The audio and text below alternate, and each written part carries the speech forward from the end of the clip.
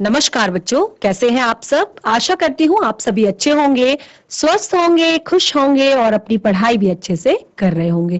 तो जैसा कि आप सभी जानते हैं, मैं हूँ आपकी हिंदी की अध्यापिका और मैं स्वागत करती हूँ आप सभी का आईसीटी वर्चुअल क्लासरूम में। और आज हम यहाँ पर एकत्रित हुए हैं पढ़ने के लिए क्लास 12th की हिंदी। क्लास 12th की हिंदी में हमने इससे पहले आपकी आरोह पाठ्य पुस्तिका का चैप्टर चार्ली चैपलिन यानी कि हम सब जो है कंप्लीट कर लिया था। और आज हम आपकी जो दूसरी पाठ्य पुस्तिका है, सहायक पाठ्य पुस्तिका, इस जो आपकी वितान है, इसका हम चैप्टर 3 अतीत में दबे पांव पढ़ेंगे, जो कि ओम थानवी जी द्वारा लिखा गया एक यात्रा वृतांत है। जिस प्रकार जो प्राचीन इतिहास है वो हमारे सभ्यता के विकास में सहायक है, तो यहाँ पर ओम थानवी जी द्वारा प्राचीन सभ्यता के बारे में ही बहुत सारी जानकारियां इकट्ठी करके बहुत सारी बातें आपको इस पाठ में बताई गई हैं। तो जब यहाँ पर जो पिछली हमारी कुछ सभ्यताएं हैं, जैसे सिंधु घाटी की सभ्यता, मोहनजोदड़ो सभ्यता, तो ये दो सभ्यताएं ऐसी सभ्यताएं हैं जो बिल्कुल सुनियोजित तरीके से आगे बढ़ी थी या सुनियोजित तरीके से चल रही थी। सुनियोजित यानी कि व्यवस्थित तरीके से, बिल्कुल यहाँ पर रूल और रेगुलेशंस फॉलो होते थे, हर चीज का एक तरीका हुआ करता था। तो उसी बारे में ये पूरा पाठ, ये पूरा चैप्टर हमें बताया गया है कि किस तरह की वहां पर इमारतें थी, किस तरह का वहां पर जो भी माहौल, जो भी वातावरण था उस समय इन दो जो सभ्यताओं में। तो हम शुरू करेंगे इस चैप्टर को। बहुत ही ज्यादा महत्वपूर्ण पाठ है, जैसे कि मैंने आपको बताया, हमें प्राचीन सभ्यता के साथ ये कनेक्ट करता है। प्राचीन चीजें जो हैं वो हमारे सभ्यता के विकास में सहायक होती हैं। तो हमें इन सभी बातों का, इन सभी चीजों का ज्ञान होना बहुत ज्यादा जरूरी है। अगर आप में से कुछ बच्चे जो हिस्ट्री और चीजों में इंटरेस्ट लेते हैं, तो उन्होंने ये सारी बातें पहले भी पढ़ी होंगी, वो सारी चीजों के बारे में पहले भी जानते होंगे। ये आपकी हिंदी पाठ्यक्रम में ये पाठ रखने का यहाँ पर यही एक महत्व है कि आप सभी जो बाकी लोग, जो बच्चे नहीं पढ़ते हैं हिस्ट्री को, वो भी अपने प्राचीन सभ्यताओं के विषय में जाने और इंटरेस्टिंग तरीके से जाने। क्योंकि अगर हम हिस्ट्री पढ़ते हैं तो हम बहुत ज्यादा इंटरेस्ट कभी कभी नहीं लेते, लेकिन अगर हम हिंदी में इसे पढ़ेंगे तो हम इसे उत्साह के साथ पढ़ेंगे, तो हमें ये ज्यादा अच्छे से समझ भी आएगा। तो हम चलते हैं स्मार्ट बोर्ड की तरफ, शुरू करते हैं आज का सेशन। सभी बच्चे ध्यान से पढ़ेंगे। तो जैसे कि मैंने आप लोग को बताया, जो चैप्टर है अतीत में दबे पांव, और ओम थानवी जी द्वारा ये लिखा गया है। और यहाँ पर मैंने आपको ये भी बताया कि जो यहाँ पर प्राचीन जो यहाँ पर सभ्यता है, उनके सुनियोजित ढंग से यहाँ पर पुनर्जीवित ये चैप्टर उनको करता है। जितने यहाँ पर यहाँ पर बताया गया है कि जितने सुनियोजित ढंग से, यानी कि जितने अच्छे तरीके से ये दो सभ्यताएं, दो महानगर, मोहनजोदड़ो और हड़प्पा सभ्यता और ये बसे हुए थे। इसमें लेखक ने, यानी कि जो इस पाठ के हमारे लेखक हैं, उन्होंने टीले, स्नानगार, कुएं, तालाब, महानों व मार्गों से प्राप्त जो पुरातत्व में मानव संस्कृति की उस समझदार भावनात्मक घटना को इत्मीनान से खोज कर उन्होंने बताया है, और खोज करके हमें इस पाठ में दिखाया है कि क्या क्या सारी चीजें उस समय पर थी। और यहाँ पर जैसे हम इतिहास को सपाट वर्णनात्मकता से ग्रस्त होने की जगह इतिहास के बोध से तर होते हैं, तो सिंधु घाटी की जो ये सभ्यता है, ये सबसे बड़े शहर मोहनजोदड़ो की नगर सभ्यता से अभिभूत करती है।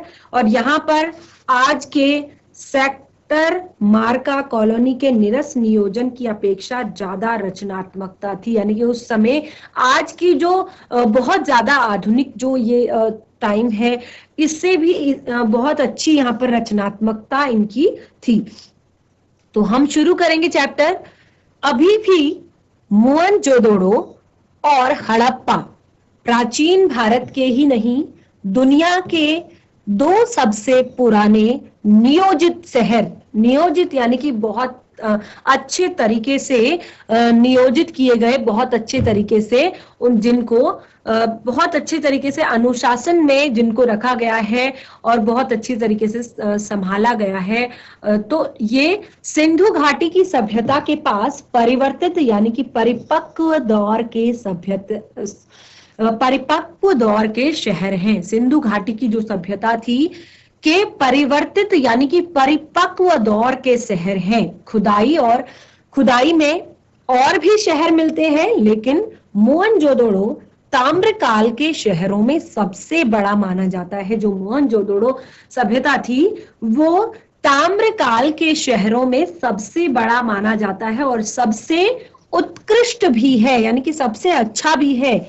व्यापक खुदाई यहीं पर संभव हुई और बड़ी तादाद में इमारतें, सड़कें, धातु, पत्थर की मूर्तियां, चौक पर बने चित्रित भांडे, मोहरें, साजो सामान और खिलौने आदि मिले। ये इतनी ज्यादा नियोजित शहर थे, इतने अच्छे तरीके से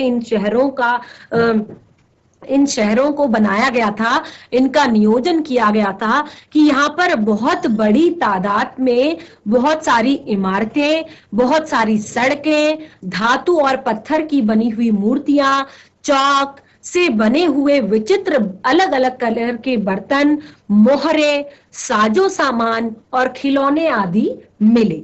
सभ्यता का अध्ययन संभव हुआ और इन सभी से इस सभ्यता के अध्ययन में हमें सहायता मिली कि जहां पर हमें ज्यादा चीजें मिल सकती थी खुदाई करके, तो उससे क्या हुआ कि सभ्यता के अध्ययन में कि हाँ ये कैसी सभ्यता है, इसके अध्ययन में हमें सहायता मिली। उधर सैकड़ों मील दूर हड़प्पा के ज्यादातर साक्ष्य रेल लाइन बिछाने के दौरान विकास की भेंट चढ़ गए। जो हड़प्पा सभ्यता के ज्यादातर जो साक्ष्य थे, यानी कि हड़प्पा सभ्यता के जो के होने के जो ज्यादातर साक्ष्य थे कि हाँ यहाँ पर हड़प्पा सभ्यता थी, तो वो सारे जो साक्ष्य थे वो ज्यादातर विकास जो हमारी सभ्यताओं का हुआ उसमें रेल लाइन बिछाने के दौरान ये सभी उसकी भेंट चढ़ गए। मोहनजोदड़ो के बारे में धारणा है कि अपने दौर में वह घाटी की सभ्यता का केंद्र रहा होगा। जो मोहनजोदड़ो यहाँ पर सभ्यता है उसके बारे में माना जाता है कि ये अपने समय में जो पूरी घाटी है उन घाटी की सभ्यताओं का केंद्र यही रहा होगा, यानी कि एक तरह की राजधानी।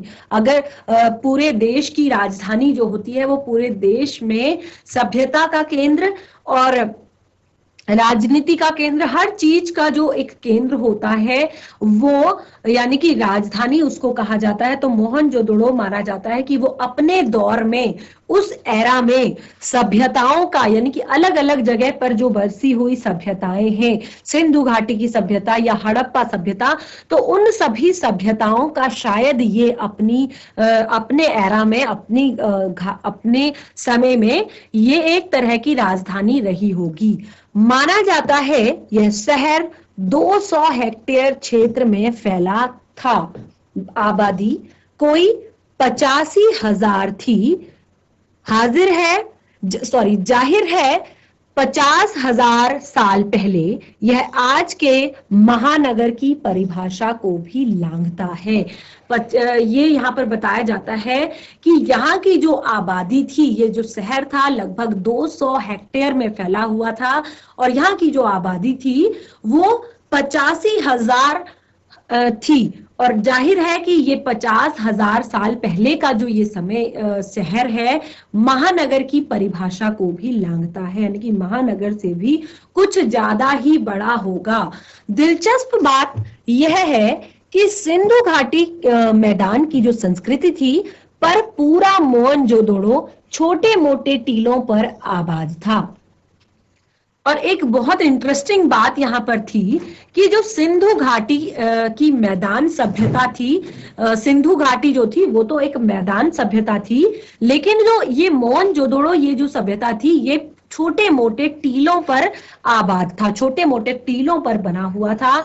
ये टीले जो थे ये प्राकृतिक नहीं थे, कच्ची और पक्की दोनों तरह की ईंटों से धरती की सतह को ऊंचा उठाया गया था। ये कोई प्राकृतिक टीले नहीं थे, बल्कि ये धरती की सतह को कच्ची और पक्की ईंटों से मिलाकर ऊपर उठाया गया था, ताकि सिंधु का पानी बाहर पसर आए तो उससे बचा जा सके। देखिए उस समय पर भी कितना ज्यादा लोगों ने अपने अपने मस्तिष्क का, यानी कि उनके अपने ज्ञान का कितना प्रयोग करके अपने जो टीले बनाए थे वो इस तरह बनाए थे, मकानों को, अपने घरों को इतनी ऊंचाई पर बसाया था कि जो सिंधु का पानी अगर फैल भी जाए तो उससे बचा जा सके।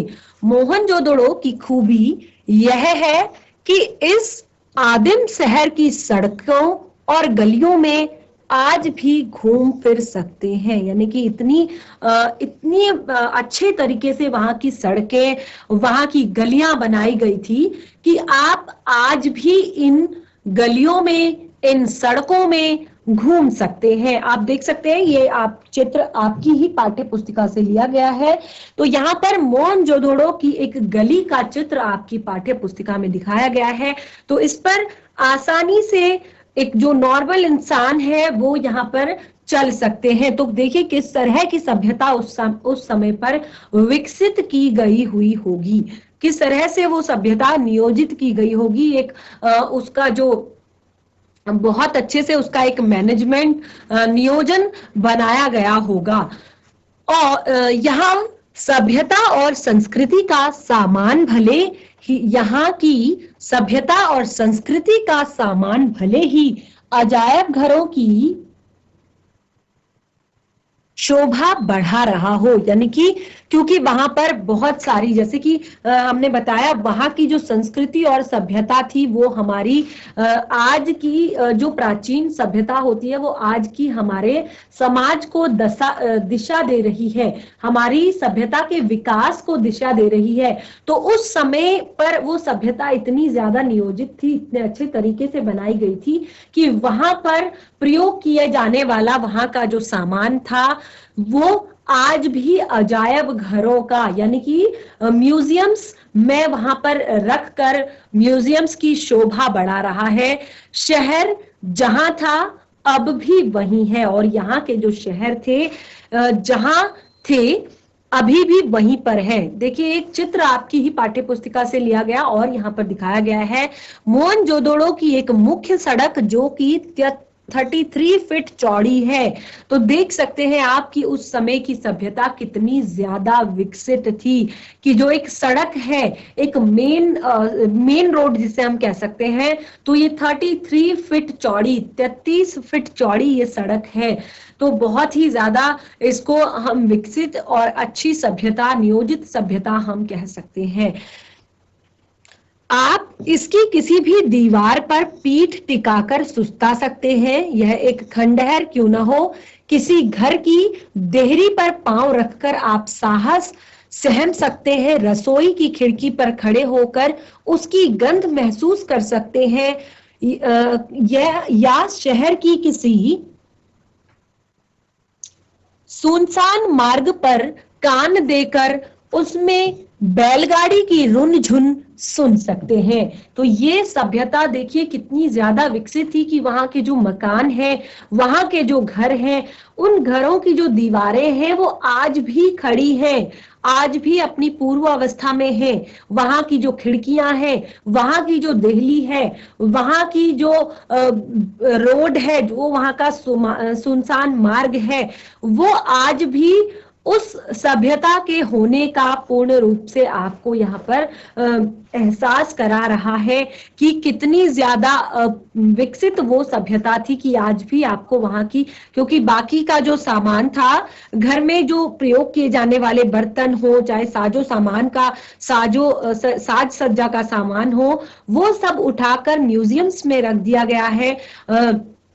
लेकिन जो वहां की मकान है, वहां की दीवारें हैं, घर की दीवारें हैं, दहलीज है और सड़कें हैं, वो आज भी उस सभ्यता का प्रूफ हमें देती है, जिसे आपने पुरातत्व की तस्वीरों में मिट्टी के रंग में देखा है, सच है कि यहाँ किसी आंगन की टूटी फूटी सीढ़ियां अब आपको कहीं नहीं ले जाती, वे आकाश की तरफ अधूरी है। यानी कि अभी भी आपको वहां के घरों के जो खंडहर है, सीढ़ियां जो है, जो खंडहर की जो छत है, क्योंकि दीवारें खड़ी हैं, छत टूट चुकी है, जो सीढ़ियां हैं वो भले ही अब आपको कहीं नहीं ले जाती, बस आकाश की तरफ खड़ी होकर अधूरी रह जाती हैं। लेकिन अधूरे पायदानों पर खड़े होकर अनुभव किया जा सकता है कि आप दुनिया की छत पर खड़े हैं। वहां से आप इतिहास को नहीं, उसके पार झांक रहे हैं। आप इतिहास की जो वो सीढ़ी है, सभ्यता की जो सीढ़ी है एक हमारी, उस पर आप खड़े होकर केवल इतिहास को ही नहीं, उसके पार भी झांक रहे हैं। यानी कि उसके पीछे के बारे में भी, और ज्यादा प्राचीन काल के भी बारे में आप सोच सकते हैं। सबसे ऊंचे चबूतरे पर बड़ा बौद्ध स्तूप, मगर यह मोहनजोदड़ो की सभ्यता के बिखरने के बाद एक जीर्ण शीर्ण टीले पर बना है।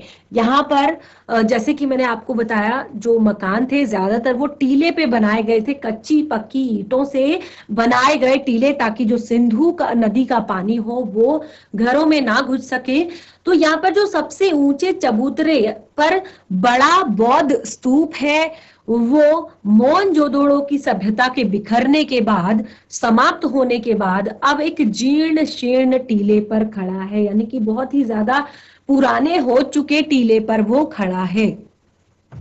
कोई 25 फुट ऊंचे चबूतरे पर 26 सदी पहले बनी ईंटों के दम पर स्तूप को आकार दिया गया है। देखिए कितना अच्छे तरीके से उन्होंने अपनी इस सभ्यता के बारे में लिखा है कि कोई 25 फुट ऊंचे चबूतरे पर 26 सदी पहले बनी ईंटों के दम पर स्तूप को आकार दिया गया है। चबूतरे पर भिक्षुओं के कमरे भी हैं और 1922 में जब राखालदास बनर्जी यहाँ आए, तब वे इसी स्तूप की खोजबीन करना चाहते थे और उसके बाद इन्होंने इसके इर्द गिर्द खुदाई शुरू करने के बाद उन्होंने इल्हाम हुआ कि यहाँ ईशा के पूर्व के निशान हैं। जो भारतीय पुरातत्व सर्वेक्षण के महानिदेशक, उस समय भारतीय पुरातत्व के सर्वेक्षण के महानिदेशक जॉन मार्शल के निर्देश पर खुदाई का व्यापक अभियान शुरू हुआ था। ये 1922 की बात है कि उस समय जो भारत पुरातत्व सर्वेक्षण के महानिदेशक जॉन मार्शल थे, उनके निर्देश पर खुदाई का एक व्यापक अभियान शुरू हुआ था और धीमे धीमे ये जो खोज है, ये विशेषज्ञों को सिंधु घाटी की सभ्यता की देहरी पर ले आई और इस खोज ने भारत को मिस्र और इराक की मेसोपोटामिया यानी कि इराक की प्राचीन सभ्यताओं के समकक्ष लाकर खड़ा कर दिया। इस खोज ने, जो यहाँ पर सिंधु घाटी की सभ्यता की खोज हुई, मोहनजोदड़ो सभ्यता की खोज हुई, इस खोज ने भारत को मिस्र और इराक की जो प्राचीन सभ्यताएं हैं उनके सामने लाकर खड़ा कर दिया। यानी कि दुनिया की प्राचीन सभ्यता होने के दावे, भारत के दावे को पुरातत्व का वैज्ञानिक आधार मिल गया। यानी कि वो कहते थे कि दुनिया की जो सबसे प्राचीन सभ्यता होने के भारत के दावे को पुरातत्व का वैज्ञानिक आधार मिल गया। हम कहते हैं भारत की जो सभ्यता है सबसे ज्यादा प्राचीन सभ्यता है, दुनिया की सबसे ज्यादा प्राचीन सभ्यता होने के भारत का जो हमारा दावा है, इसको पुरातत्व का वैज्ञानिक आधार अब मिल चुका था। पर्यटक बंगले से एक सर्पिल पगडंडी पार करके हम सबसे पहले इसी स्तूप पर पहुंचे। जैसे कि मैंने आपको बताया कि ये ओम थानवी जी द्वारा लिखा गया एक यात्रा वृतांत है और साथ में उन्होंने सारी चीजों के बारे में जानकारी भी यहाँ पर दी है। तो ये एक यात्रा वृतांत और रिपोर्ट का मिला जुला रूप आपको इस पाठ में दिखाई देता है। तो यहाँ पर जैसे कि लेखक ने बताया कि पर्यटक बंगले से एक सर्पिल पगडंडी पार करके हम पहले इसी स्तूप पर पहुंचे और पहली ही झलक ने हमें अपलक कर दिया। अपलक यानी कि हम एक टक लगाकर उस स्तूप को देखते रहे बिना पलक झपकाए। और इसे नागर भारत का सबसे पुराना लैंडस्केप कहा गया है। यह शायद सबसे रोमांचक भी है, सबसे ज्यादा इंटरेस्टिंग है, सबसे ज्यादा मजेदार है। न आकाश बदला है न धरती, पर कितनी सभ्यताएं, इतिहास और कहानियां बदल गई इस ठहरे हुए दृश्य में। हजारों साल से लेकर पल भर पहले तक की धड़कन बसी हुई है। इसे देखकर सुना जा सकता है, भले ही किसी जगह के बारे में हमने कितना भी पढ़ सुन रखा हो, तस्वीरें या वृत्त चित्र देखे हो। देखना अपनी आंख से देखना है। अगर आप किसी भी चीज को अपनी आंखों से देखते हैं तो बाकी सब आंख का झपकना है, यानी कि बाकी सब जो है वो आंख का झपकना है। यानी कि आपने एक बार देखा और उसके बाद आपकी आंख झपक गई, आप उसको भूल गए। अगर कोई चीजें आपने किताबों में पढ़ी है, आपने किसी चीज के बारे में सुना है, तो वो केवल आंख का झपकना मात्र है। आप आंख का झपकना मात्र यानी कि आपको केवल वो चीज कुछ टाइम तक याद रह सकती है, कुछ समय तक याद रह सकती है या दोबारा याद दिलाने पर आ सकती है।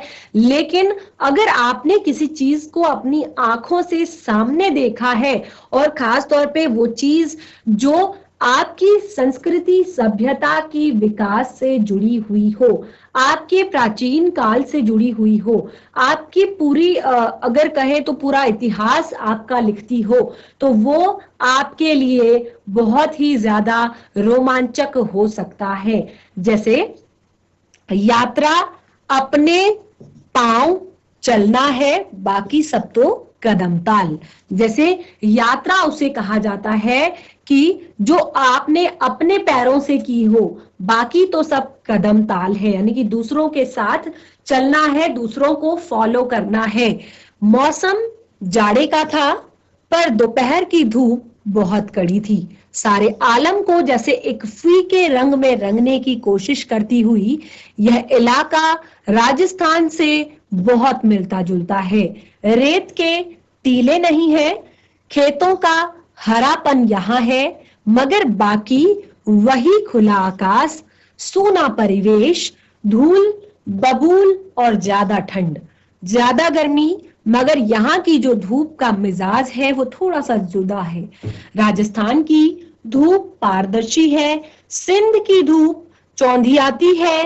तस्वीर उतारते वक्त आप कैमरे में जरूरी पुर्जे न घुमाएं तो ऐसा जान पड़ेगा जैसे दृश्यों के रंग उड़ चुके हैं। तो इस तरह का वो जो एरिया है जहां पर ये सारी सभ्यताएं मिली हुई है, ये सारी सभ्यताओं के बारे में आपको बताया गया है।